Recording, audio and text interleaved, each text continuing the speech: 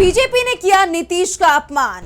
सरकारी विज्ञापनों से जेडीयू के नेता गायब। जेडीयू को खत्म करने का बीजेपी ने बनाया प्लान। नीतीश के अपमान पर बीजेपी और जेडीयू आमने सामने। नीतीश कुमार की पार्टी को बीजेपी ने बर्बाद कर दिया है। बीजेपी नाम नीतीश कुमार का सम्मान कर रही है और ना ही जेडीयू के कोटे से बनाए गए दोनों डिप्टी सीएम का सम्मान हो रहा है, बल्कि अब जेडीयू के काम में भी बीजेपी दखल देने लगी है।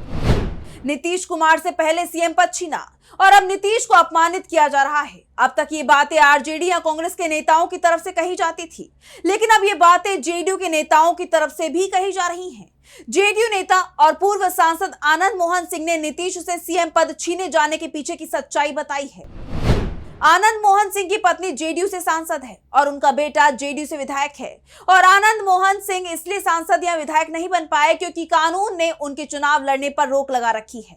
और अब उन्होंने जेडीयू की दिशा और दशा दोनों को लेकर जो कुछ कहा है, उसके बाद सवाल उठ रहे हैं कि क्या जेडीयू नेता ने नीतीश कुमार के खिलाफ जेडीयू और बीजेपी की किसी बड़ी साजिश का खुलासा किया है। और आज अपनी स्पेशल रिपोर्ट में इसी पर करेंगे हम बात। नमस्कार, मैं हूं आंचल।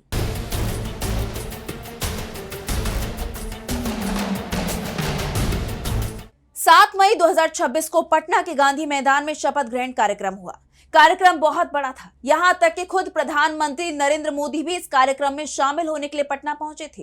लेकिन ये कोई सीएम के शपथ ग्रहण का कार्यक्रम नहीं था, बल्कि शपथ बिहार सरकार के मंत्रियों को दिलाई जा रही थी। और कार्यक्रम ऐसा था जैसे कि कोई नई सरकार बन रही है।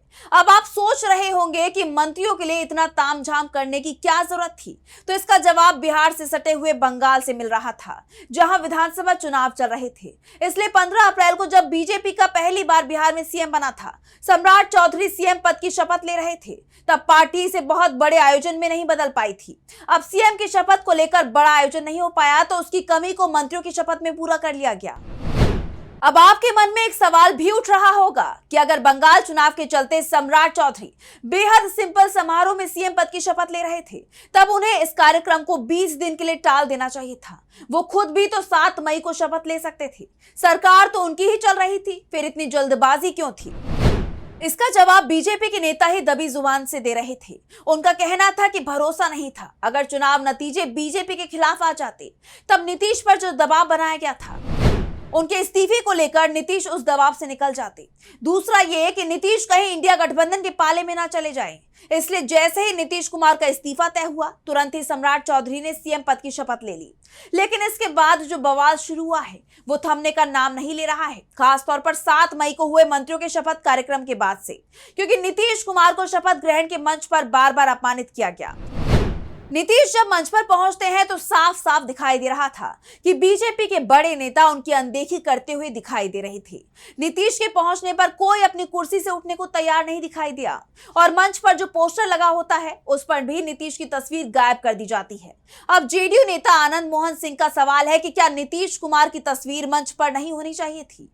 आखिर नीतीश मंच पर अपनी पार्टी के 85 विधायकों के साथ खड़े हुए थे, जिसकी मदद के बिना सम्राट चौधरी सीएम नहीं बन सकते थे।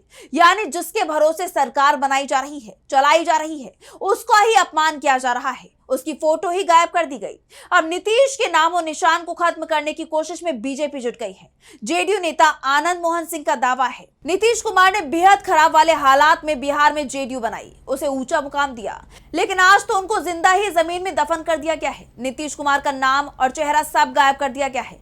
गांधी मैदान में शपथ ग्रहण हुआ और 85 एमएलए के साथ उनका नेता खड़ा था, लेकिन कहीं एक तस्वीर तक नहीं लगी थी। जब वो मुख्यमंत्री थे तो घटक दल के 2 उप मुख्यमंत्रियों की तस्वीरें छपती थी, लेकिन आज बिहार में किसी भी बोर्ड या पोस्टर पर बतौर डिप्टी सीएम विजय चौधरी और विजेंद्र यादव का नाम नहीं है।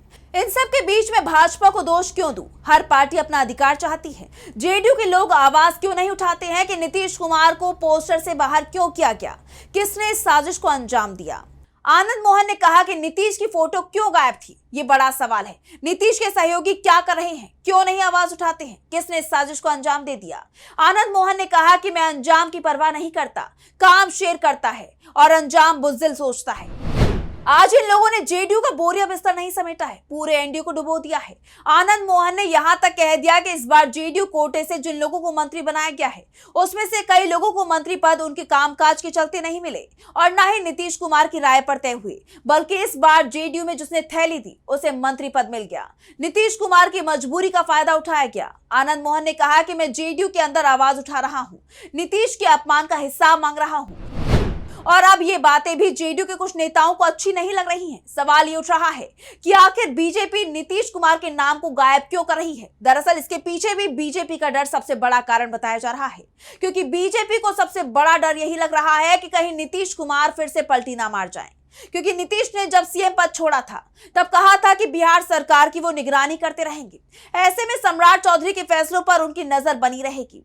अब सम्राट चौधरी के लिए परेशानी यह है कि अगर वो नीतीश के निगरानी में काम करते दिखाई देते हैं तब उन्हें रबर स्टैंप सीएम माना जाएगा, और अगर वो खुलकर नीतीश को चुनौती देने की कोशिश करते हैं तब नीतीश के पलटी मारने का डर भी बना रहेगा। इसलिए वो नीतीश के खिलाफ कोई बयान नहीं दे रही हैं, लेकिन धीरे धीरे कर नीतीश को किनारे लगाया जा रहा है और इसी को लेकर आनंद मोहन सिंह भड़के हुए दिखाई दे रहे हैं। दरअसल ये भी कहा जा रहा है कि जब सम्राट चौधरी ने अपनी कैबिनेट का विस्तार किया उस वक्त निशांत कुमार ने कुछ विधायकों को मंत्री बनाने की सिफारिश की थी, लेकिन नीतीश के करीबियों ने निशांत की सिफारिश किए गए सभी विधायकों के नाम मंत्री पद की लिस्ट से काट दिए और उनकी जगह अपने लोगों को मंत्री पद दिला दिया। सिर्फ निशांत कुमार ही मंत्री बन पाए।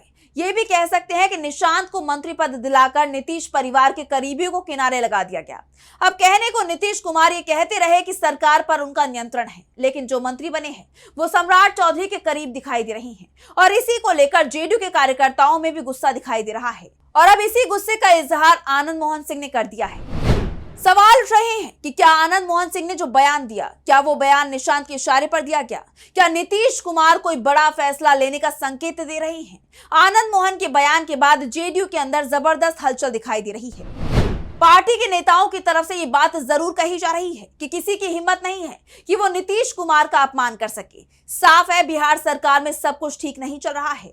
सम्राट चौधरी को सीएम बने अभी 1 महीने का ही समय हुआ है और सम्राट चौधरी पर जेडीयू को कमजोर करने के आरोप लग रहे हैं।